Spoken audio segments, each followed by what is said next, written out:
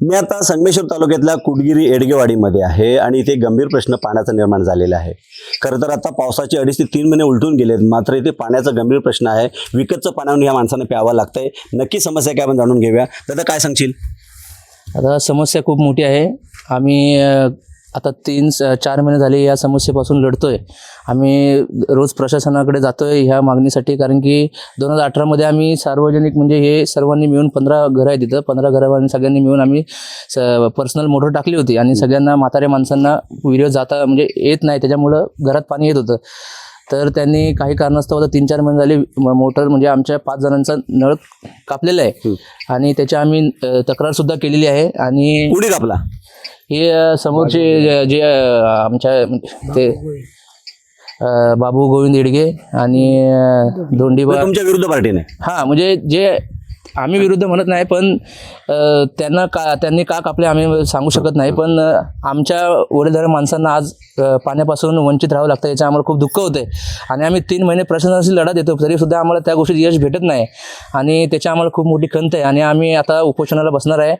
आणि म्हणजे खूप दुःख आहे। तुम्ही आता हे म्हाताऱ्या माणूस हिला पॅरालाइज झालं आहे, या आजीला आमच्या पॅरालाइज झालं आहे, तिला कोण पाणी देणार? रोज आम्हाला 1500 रुपये देऊन पाणी आणावं लागतं, आम्ही कुठून पैसे आणणार? इथला तरुण म्हणतो आम्ही शहरात राहतो, मात्र इथल्या म्हाताऱ्या माणसांना पाणी कोण देणार? 1500 रुपये देऊन पाणी आणावं लागतंय।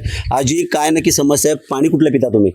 पाणी टँकरचं आणतो मी, महिन्यापासून पाणी आमचं बंद झालंय। ते आता हे आषाढ चालला, मग तरी पण बंद नाही। त्या कोणते टँकरनी पाणी आणायचं आणि आमच्या टाकीत पाणी सोडायचे, तेव्हा आम्ही पाणी पिणार। आणि मग पिण्याचं पाणी कुठून आणता? पिण्याचं कुठलं तेच पियायचंय। पावसाचंच पाणी पिता? मग आता तिकडे आणतात विहिरीच म्हणतात, विहिरीच आहे तेच पिता आणि पियाला कुठलं आणणार? ते विहिरी होत्या जायचा एटली मोकळा होता तर ही एक आणायची तांब्या भरून, दुसरी आणायची। पैसे 1500 रुपये टँकरला आम्ही देतो आणि गाडी बोलवतो ना आणतो आणि टाकी भरून घेतो, ते पाणी वापरतो आम्ही। बरोबर। काय सांगशील?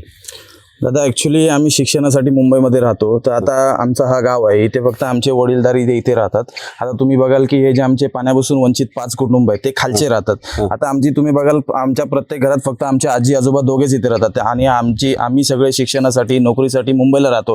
परंतु आमच्या गावातील काही गुंड व्यक्तीने हे आमची पाईपलाईन जी आमच्या घरापर्यंत पोहोचते ते नेमकी तिथेच कट केली आहे, काही खोटी कारणे सांगून आणि प्रशासनाला वेगळ्या कारणाने अँगलने तुम्ही एक वेगळं त्याला धोरण देऊन आम्हाला त्या पाणीपासून वंचित ठेवले। परंतु या पाण्यासाठी आम्ही खूप लढा दिला आतापर्यंत। आम्हाला आमची नोकरी, आमचं व्यवसाय, आमचे शिक्षण सोडून आज पण आम्ही इथे आलेलो आहोत, कारण आम्हाला आज आम्ही बघतो की आमचे आजी आजोबा या एवढ्या पावसातून, एवढ्या डोंगरातून, एवढ्या बांधावरून पाणी आणतायत, हे आम्हाला सहन होत नाही। आमच्या काळजाला म्हणजे एवढे वर्ष त्यांनी पाणी पिलं, जे आम्ही स्वतः खर्चाने पाईपलाईन टाकली होती ती पाईपलाईन आज आमच्या तोडल्या गेली आहे। तर आम्हाला प्रशासनाला एवढंच विचारायचं आहे, एवढंच आम्हाला प्रश्न आहे, कारण आम्ही पण शिकलेलो आहे, आम्हाला पण कायदे थोडेफार कळतात। तर आमचं फक्त एवढंच म्हणणं आहे की आम्ही जर एवढे पत्र व्यवहार केले, एवढे जर लेटर्स दिले, एवढे तुम्हाला तक्रारी केल्या, तर त्याच्यावरती काही कारवाई का होत नाहीये? एवढाच माझा प्रश्न आहे। प्रशासनाला यांनी वारंवार पत्रावर करून सांगितलेलं, मात्र प्रशासन याच्यावर दुर्लक्ष करते असा यांचा आरोप आहे। मात्र ही जी एडगेवाडी आहे त्या एडगेवाडीच्या खालच्या साईडला 500 ते 700 मीटर खाली बघितलं तर ते गडनदी धरण आहे आणि गडनदी धरण खाली आहे आणि ह्यांना पाणी मिळत नाही। याचा अर्थ असाच होतोय की धरण उशाला आणि कोरड घशाला। मात्र प्रशासन याच्यातनं नक्की निद्रावसित आहे का असा इथे प्रश्न निर्माण होतोय।